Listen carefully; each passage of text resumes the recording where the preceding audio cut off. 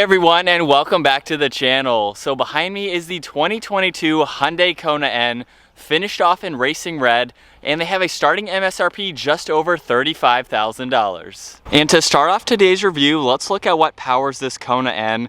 Underneath the hood is the 2-liter turbocharged 4-cylinder engine paired to the 8-speed dual clutch automatic transmission. It pumps out 276 horsepower around 6,000 RPM and 288 pound-feet of torque as low as 1,600 RPM. That power sent to the front wheels.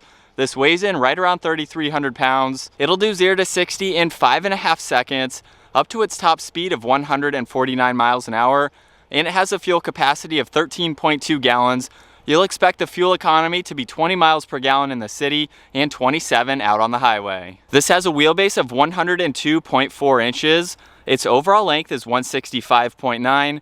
It has a width of 70.9 and a height of 61 inches. As we move on to the exterior styling now for this Kona N, let's start off with all the gloss black trim pieces for this front end design. As you can tell, the entire upper grille and lower grille and even the trim pieces on both sides are all finished off in gloss black, which is a really nice contrast, especially against this racing red.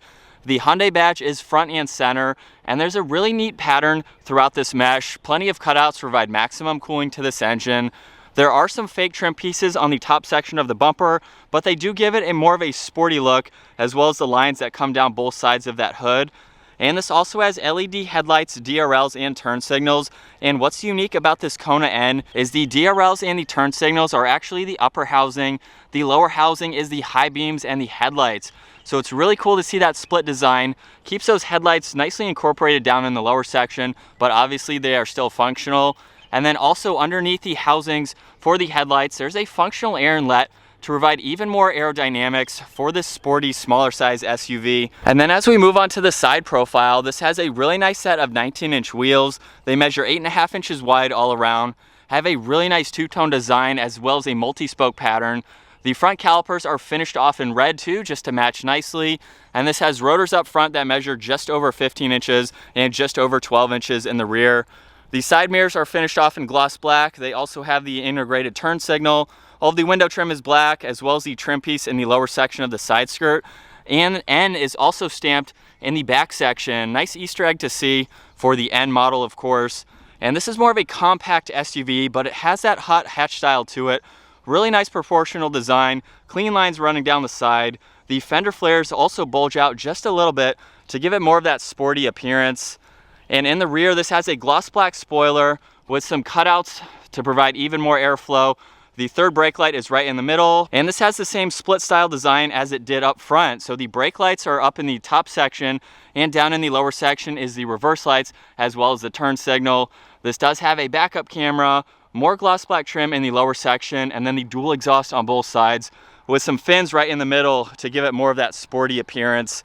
So with the exterior wrapped up, let's move on to the cargo. There's no button on the key fob, so you do have the button underneath that you can use, of course.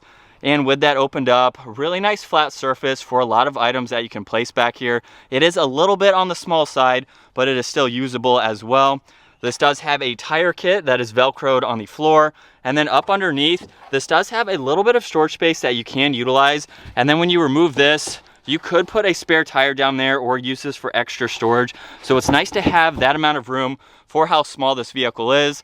This does have a cover that you can remove, so when you take that out and then fold down those back seats, it gives you a lot more interior storage. And then there's one grab handle over on this right side, very light liftgate, so it makes it easy to close.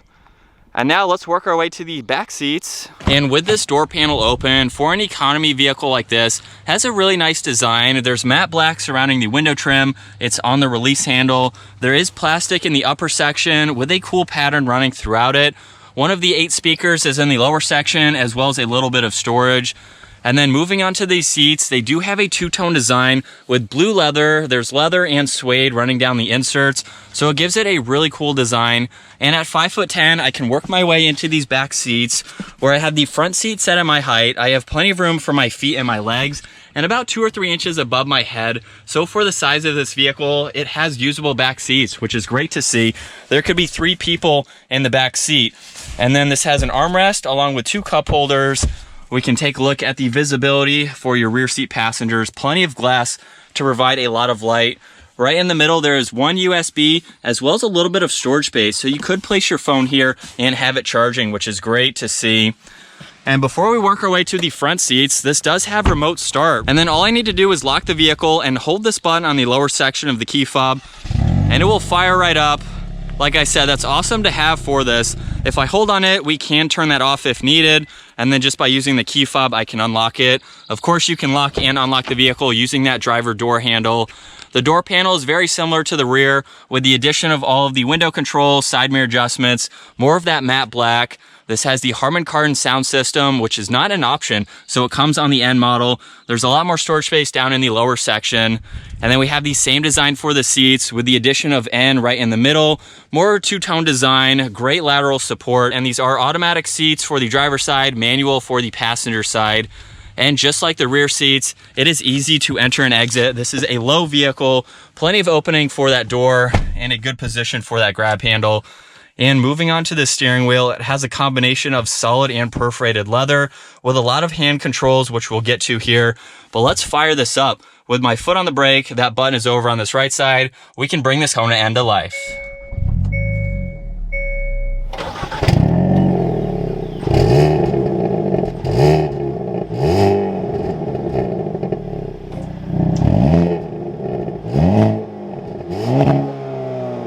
And then coming back to this digital gauge cluster, on the left side is the miles per hour as well as the fuel gauge. On the right side is the tach and the engine temperature. And then right in the middle, there's a lot more info to go through using these buttons on the right side of the steering wheel, where you'll also notice there's cruise control as well as the steering assist. There's a plus and minus as well as this OK dial and being able to go through all this info. So currently it's showing miles per hour. If I scroll down, there's a lot more vitals to go through just so you can have that front and center. Pushing on the pages button, we can pull up the compass as well as TPMS. You can also monitor your forward collision as well as your cruise control. And then this next one here is for the attention warning system. If you've been driving this vehicle for a long period of time, it will actually tell you when it's time to pull over and take a break if you need one. And you can monitor some other vitals as well as the turbo and the torque, pull up a lap timer and the G-force meter too. So it's nice to have all of that available. Also over on this right side is an N button. There's also one on the left side. So if I push on this, the exhaust note will automatically get louder and the entire gauge cluster will change, showing the tach front and center as well as what gear you're in and some vitals on the left and the right.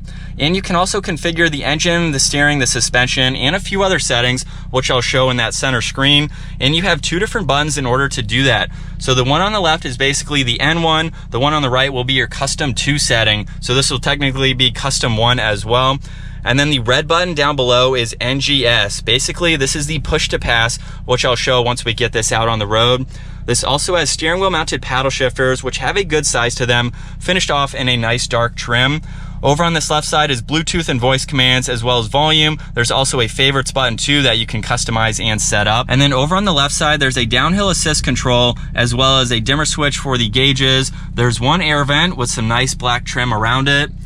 And then working your way back to the center, this is the 10-inch touchscreen system. A lot of information to go through. There's even physical buttons on the lower section, so that way you can quickly get to all of this information. We have the map as well as the navigation, so you can see that in full screen. There's the favorites button, which I mentioned is also on the steering wheel. And currently this favorite is set up for the N modes here. So like I mentioned earlier, you can go through the transmission, the exhaust, we have traction control as well as the limited slip differential and the engine. This even has launch control, which we'll do later. You can see the G-force meter. So it's really nice to see how quickly you can get to that if that's something you're going to use a lot. The one on the right side is for your setup, so you can go through this general information. You can pull up the media and the radio. Power and volume for the radio is on this left side. Tuning is also on the right side. And as I mentioned, this is a touchscreen system. There are a lot of different icons here that you can go through, as well as having the calm screen if you don't want to see any of those icons. There are 2 air vents just underneath that. And then all of the climate controls are nicely laid out. If I just turn on the fan speed, which is on that passenger side, you can see that adjust. Temperature is on this left side with auto right in the middle. There's some recircs underneath that, as well as the front and rear defroster and where you'd like the air to go, and then you can easily shut that off. In the lower section, there is a wireless charging pad. There's also a 12 volt on one side along with a USB. There's another USB. And then moving on to the shifter, it has perforated leather as well as the N logo on the front. The release is also located in the front. And by putting this into reverse, it has really nice graphics for that backup camera, and it will also have a split style. So if you do have the navigation or something running, you can still see that, as well as having that backup camera. And just by pushing on this, there's a few different angles, a top-down view as well, just to give you some better visibility. And of course, you can go into some other settings as needed. And going back into drive, we can pop it over into the manual setting, which allows you to use the shifter or the steering wheel mounted paddles. We can quickly go back into park.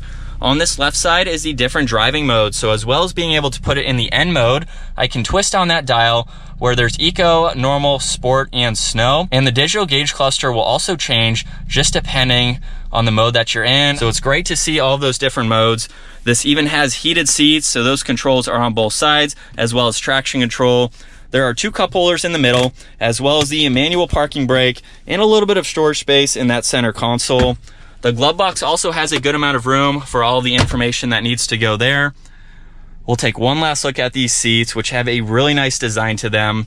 And then up top, this does have a sunglass holder, which is really convenient, as well as the dome lights on both sides. All right, so as we get this 2022 Hyundai Kona N out on the road, let's start off with launch control, which I haven't done just yet, but it's pretty cool to see that for a small compact vehicle like this, we have launch control. So I think you have to put it into the custom setting here, and then over on the screen, we have launch control. If I activate that, it says it lasts for 5 minutes.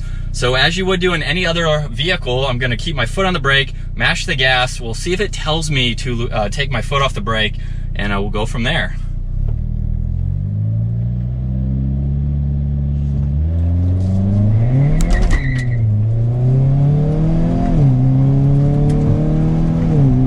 Not exactly launch control. We got the RPM up to about 2,500. That might be adjustable within that system there, but we did spin a little bit in first gear. It's not a crazy fast vehicle, but obviously that's not really what it's designed for, but it does have some performance being the N model. So it's definitely an interesting vehicle. I've had it for a few days and I took a quick trip with it, and you can tell that this is an economy vehicle, and I don't mean that in a bad way. It's the design and what it's built for. I wouldn't really say that it is a good highway cruiser, but it's nice if you are driving in the city, you have some back roads or something like that that you're on. And for that trip, there were 2 of us in here. We had the back seats folded down. It was a little bit on the tight side, but we made it work. So there's not a whole lot of space. If you don't have a lot of items that you're moving around or any big items in general, this could work for you, especially if it's your only vehicle. Maybe you have a small family, you could definitely make it work. Now, if you have a larger family, it's not going to work as easily, but it's a cool little car. It gets a really good amount of gas mileage too. I've been averaging around 27, 28. There's also pops in this exhaust too.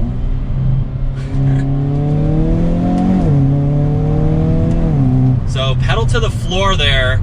You can feel some of the torque steer in that steering wheel, especially going around a turn like that, which is of course obvious for front wheel drive. It's not going to have the same performance characteristics as rear wheel drive or all wheel drive. But again, this is an economy vehicle.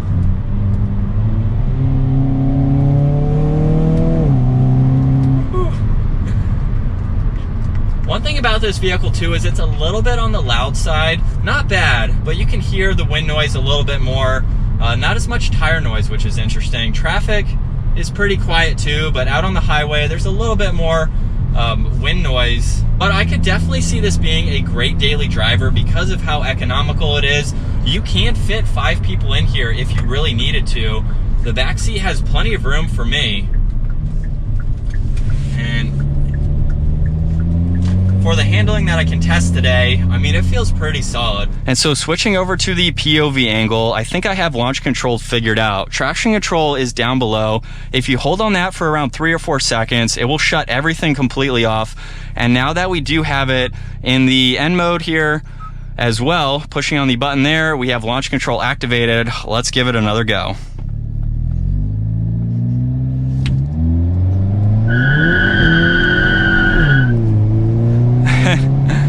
I am not sure if that worked entirely, but we spun a little bit more in first and second. But I do have everything completely off, and I think that is everything correct. we have launch control activated. I just shut it back off. So I'm not entirely sure if that was launch control or not, but I've done it a few times and that's the best result that I've had. But now that we are behind the wheel, you can see what it's like from this angle in the Kona N.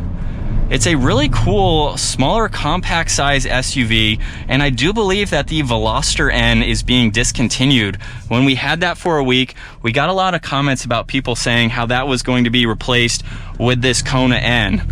Not sure why the Veloster will be discontinued. If you have any thoughts, let me know down below.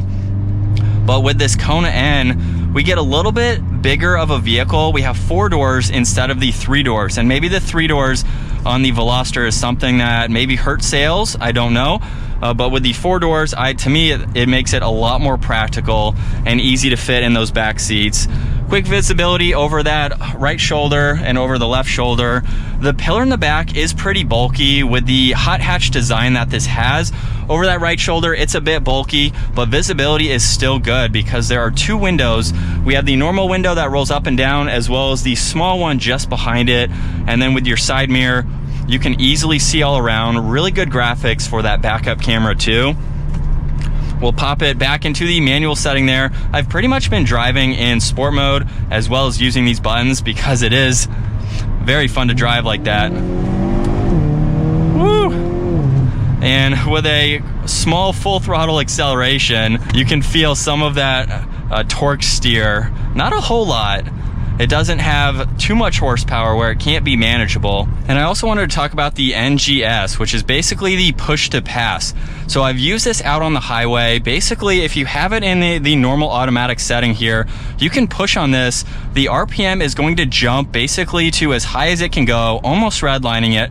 And it's going to downshift probably 2 gears, maybe 3, to give you enough power to pass someone out on the highway, or if you're on a back road, something like that. So I don't know if it'll work at 40 miles an hour, but if I push on it, you will see that. And there's also a shift light too that counts down from just under 20 seconds there. So it gives you that amount of time to do it. You can pause it just by pushing on that button.